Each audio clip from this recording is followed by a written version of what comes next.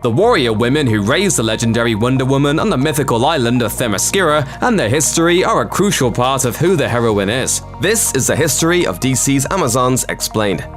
Like many Golden Age comic creations, the Amazons in DC Comics were pulled from mythology. Early comics were fascinated with Egyptology and Greek myth, and the Amazons came directly from the latter tradition. In Greek mythology, the Amazons were a tribe of fierce warrior women, frequently depicted as living separately from other societies, particularly the men of other countries. Some versions of the stories involving Amazons have them regularly meeting with neighboring tribesmen at scheduled times, so that they can have children. Only girls were raised by the Amazons. The Amazons were ruled over by a series of queens who consorted with the gods of Mount Olympus. One famous queen of the Amazons was Hippolyta, the daughter of war god Ares, who was famously killed during Hercules' labors. Hello, Mother. How are you today? In the DC universe, Hippolyta is the co-ruler of the Amazons, with her sister Antiope. She is both the leader of the Amazons in Themyscira and the mother of Diana, aka Wonder Woman. When psychologist and feminist William Marston was seeking out a perfect vector for his ideas about women and society, the Amazons came tailor-made. Looking around at the new generation of empowered women in the late 30s and early 40s, particularly his wife and their partner in a polyamorous relationship, Marston saw the type of people he believed should control society at large.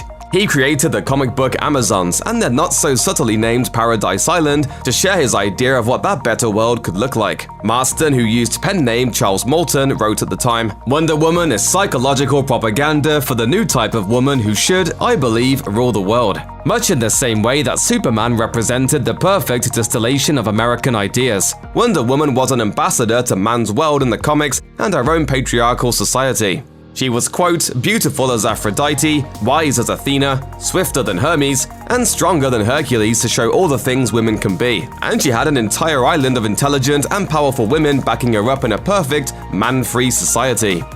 The original Amazons of Marston's comics were created by Aphrodite, the Greek goddess of love. Aphrodite crafted these women from clay as ideals of beauty and love, and they ruled peacefully over the nation of Amazonia. The greatest society on Earth was found here, and the culture that flourished there was deeply foreign to readers. Amazonia was so perfect that the concept of crime did not exist. Women of Amazonia were raised to be warriors, with nearly all of the Amazon women coming to look like their classical Greek counterparts. Fierce, tall, and skilled at fighting, in the off chance that someone might try and take their country from them. Marston also pulled from antiquity in his stories of outsider intrusion, bringing in the classic story of Hercules and showing it from the Amazonian angle, where he would rightly be thought of as a monster. The first major invasion of Amazonia by men was led by Hercules, though the Greek myth involved Hercules taking Queen Hippolyta's magic girdle as one of his incredible labors. Marston depicted the god as a man shamed. It was Hercules' pride that caused him to invade Paradise Island, as he grew tired of hearing that he wasn't strong enough to fight the Amazons. Like the myth, Hippolyta's girdle factored heavily into the confrontation. The power it granted made her stronger than Hercules. He was initially turned back by the Amazons, who then attempted to broker peace by having a feast with Hercules and his men. Hercules convinced Hippolyta to let him hold her magic girdle, which allowed him and his men to capture the Amazons. Aphrodite initially refused to help her creations, furious that they allowed themselves to be fooled by a man. However, Hippolyta's pleading eventually got through. Aphrodite helped the queen get her hands back on the girdle and use it to overpower Hercules. The Amazons took the fleet of their captors and sailed for a new home. Aphrodite shepherded the Amazons to Paradise Island, which was later renamed for the mythical homeland of the Amazons, Themyscira. It's there that they agreed to live lives entirely separate from the larger world of man. Aphrodite did not believe in destroying life as a goddess of beauty and love. She made her followers swear that they would not seek revenge on Hercules as a condition of their release. Those who accepted Aphrodite's terms became the residents of Paradise Island. All of the Amazonian women wore bracelets of submission, symbols of their devotion to Aphrodite and reminders of what waited for them outside of their island. The warriors were raised from birth to view falling prisoner to a man as the gravest possible outcome. The iconic gold bands were a symbol of real-world women's status in society and the hope that they would break out of oppressive systems. The bracelets also had quite a bit to do with Marston's own affinity for bondage.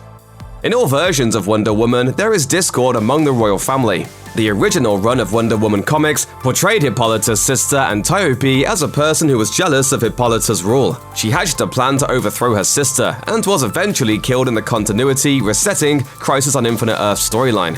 After the crisis, Antiope was rethought and made less of a schemer.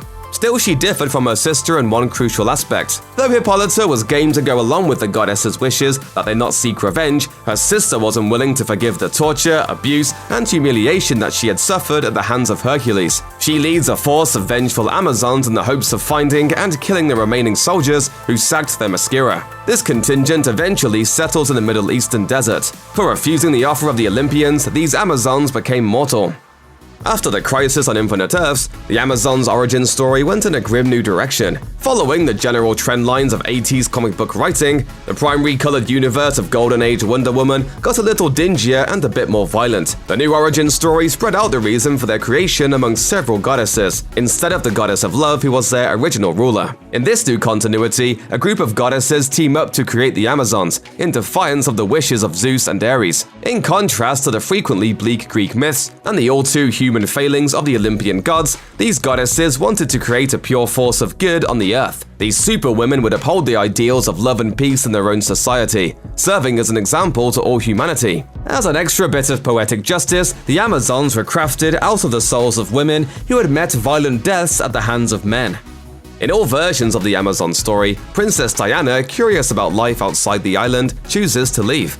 Wonder Woman was born on the island and is frequently depicted as the youngest Amazon. In the original continuity, Wonder Woman is allowed to leave the island after fighter pilot Steve Trevor crash lands there by mistake. In line with the patriotic tone of comics at the time, the Amazons decided that Steve must be returned so that he can continue to fight for the United States. During George Perez's run starting in 1987, she has to leave the island to face the Amazons' most bitter rival, Ares. As the god of war, his destructive influence on the world and humanity runs counter to all that Amazons hold dear. As Amazons, this is our duty. In the New 52, Diana was revealed as the daughter of Zeus and Hippolyta. This ran counter to all previous incarnations of Wonder Woman, where she was formed from the clay of Themyscira by her mother. Her status as a demigod leads to further adventures in the Greek mythology, and she leaves the island both to train under Ares in order to take on the mantle of war, and help her half-siblings fathered by the notoriously promiscuous Zeus. The New 52 also painted a lurid picture and controversial picture of Amazonian life. The reboot establishes that Amazons left the island 3 times a century to mate with men. They would raid passing ships and conceive children with the men on board. All of those men were then murdered to keep the island and its women safe from the outside world. This take rankled longtime fans, who thought it flew in the face of the idealized image of the Amazons. It was scrapped in the most recent DC Comics-wide reboot dubbed Rebirth. Following Rebirth, Diana's decision to leave was once again retconned. She leaves with Trevor after winning a competition, but is told by her fellow Amazons that she can never return to the island. She decides to go anyway in the hopes of finding her long-lost twin brother, Jason. Check out one of our newest videos right here. Plus, even more Looper videos about your favorite DC superheroes are coming soon. Subscribe to our YouTube channel and hit the bell so you don't miss a single one.